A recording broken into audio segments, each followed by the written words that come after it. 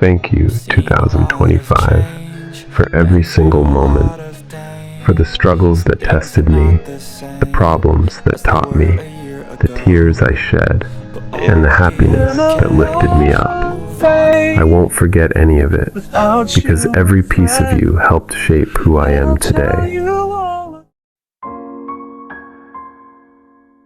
ឆ្នាំ2025បានដើរមកដល់ទីបញ្ចប់នៅពេលដែលខ្ញុំក្រឡេកមើលទៅក្រោយវាមិនមែនជាឆ្នាំដែលពោរពេញដោយផ្កាកុលាបនោះទេប៉ុន្តែវាគឺជាឆ្នាំដែលបង្រៀនឲ្យខ្ញុំស្គាល់ពីអត្ថន័យនៃពាក្យថាតស៊ូខ្ញុំសូមអរគុណដល់រាល់វិនាទីដែលបានកន្លងផុតទៅ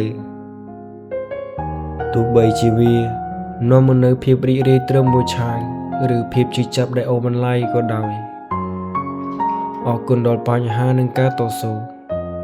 អរគុណដល់រាល់ឧបសគ្គដែលបានចូលមកក្នុងជីវិតតាំងពីវិបត្តិហិរញ្ញវត្ថុបំណុលធនាគារ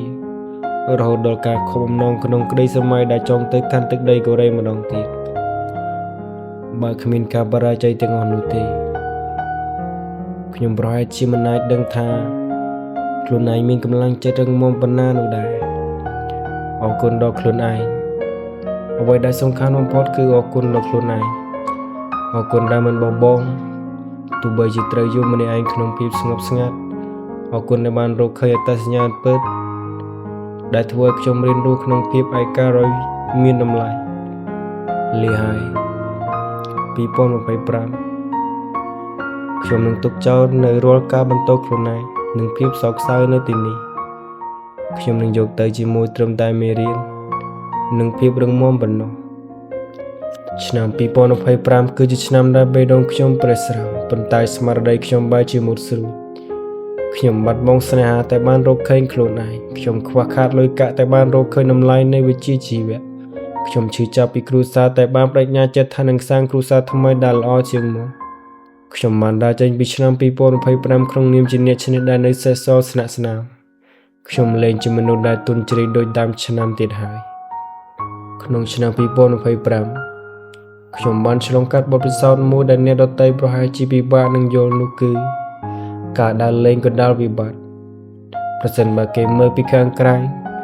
គេប្រហែលជាគិតថាវាជារឿងមិនសមហេតុផលដែលមនុស្សកំពុងជំពាក់បំណុលនិងមានបញ្ហាហិរញ្ញវត្ថុបែរជាចំណាយពេលដើរលេងទៅវិញប៉ុន្តែសម្រាប់ខ្ញុំវិញដែលស្ថិតក្នុងស្ថានភាពនោះវាគឺជាយុទ្ធសាស្ត្រនៃការរស់រានការដើរលេងជាឱសថបំបត្តិភាពតានតឹងនៅពេលដែលសម្ពាធផ្លូវចិត្តឡើងដល់កម្រិតកំពូលហាងកាត់សក់ដែលធ្លាប់តែជាកន្លែងរកចំណូលបែរជាក្លាយជាបន្ទប់ឃុំឃាំងនៃអារម្មណ៍ការដើរចេញទៅក្រៅការបានឃើញវាស្មៅមេឃគៀវឬកន្លែងថ្មីមិនមែនធ្វើឡើងដើម្បីបង្អួតអ្នកណានោះទេប៉ុន្តែ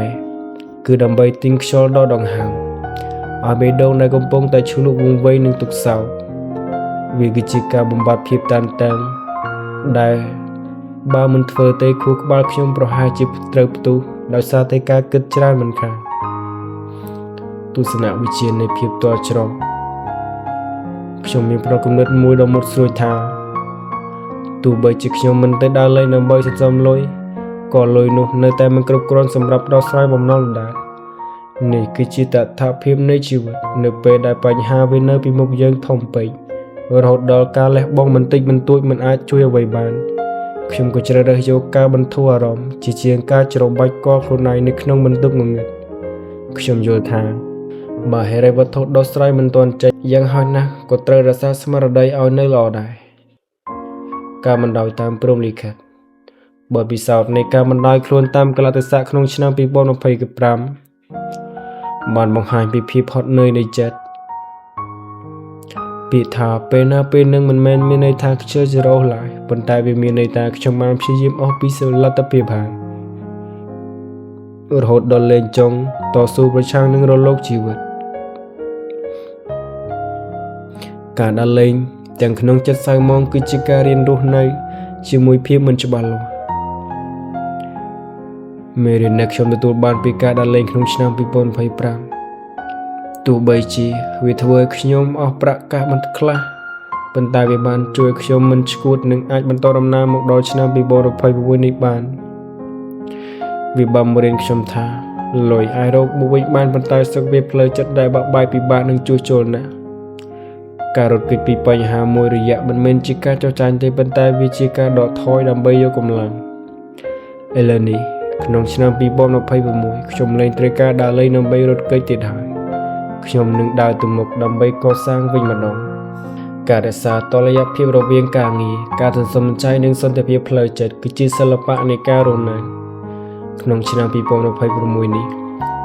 ខ្ញុំនឹងមិនបោះបង់ការដើរលេងចោលទាំងស្រុងនោះទេប៉ុន្តែខ្ញុំនឹងបដូរយុទ្ធសាស្ត្រពីការដើរលេងដើម្បីរត់គេចពីបញ្ហាមកជាការដើរលេងដើម្បីបញ្ចូលធម៌ពលវិញនេះគឺជាផែនការកំសាន្តដែលសន្សំចៃនិងផ្ដល់សន្តិភាពផ្លូវចិត្តមួយការកំសាន្តបែប0រៀលក្នុងនាមជាមនុស្សស្ងប់ស្ងាត់ដែលគេហៅថាជាមនុស្សប្រភេទមនុស្ស introvert ខ្ញុំអាចរកសេចក្តីសុខបានដោយមិនចាំបាច់ចំណាយលុយច្រើនការដើរលំហែតាមជនបទការចំណាយពេល30នាទីនៅក្បែរធម្មជាតិជួយកាត់បន្ថយជាតិពុលក្នុងខួរក្បាលបានយ៉ាងល្អការអានសៀវភៅឬស្ដាប់ podcast អប់រំចិត្តប្រើប្រាស់អ៊ីនធឺណិតដែលខ្ញុំមានស្រាប់ដើម្បីដកស្រង់បទពិសោធន៍ពីអ្នកជោគជ័យផ្សេងៗវាគឺជាការដើរលេងក្នុងពិភពនៃចំណេះដឹងសមាធិនិងការដកដង្ហើមបង្កើតទម្លាប់បង្កើតកន្លែងស្ងប់ស្ងាត់នៅក្នុងហាងកាត់សក់ដើម្បីអង្គុយស៊ីមស្កាត់ម្នាក់ឯង5នាទីក្រោយពេលភ្ញៀវចេញ2ការដើរលេងក្បែរជំនួសឲ្យការជិះឡានទៅឆ្ងាយដែលចំណាយច្រើនខ្ញុំអាចកំណត់យកថ្ងៃសម្រាប់មួយថ្ងៃក្នុងមួយខែឬមួយសប្តាហ៍ជិះម៉ូតូទៅកន្លែងណាដែលស្ងប់ស្ងាត់ចិត្តផ្ទះច្បាប់មាសសម្រាប់ឆ្នាំ2026កុំចំណាយលុយដែលយើងមិនទាន់រកបានដើម្បីទិញភាពសប្បាយដែលយើងមិនទាន់សមនឹងទទួលបាន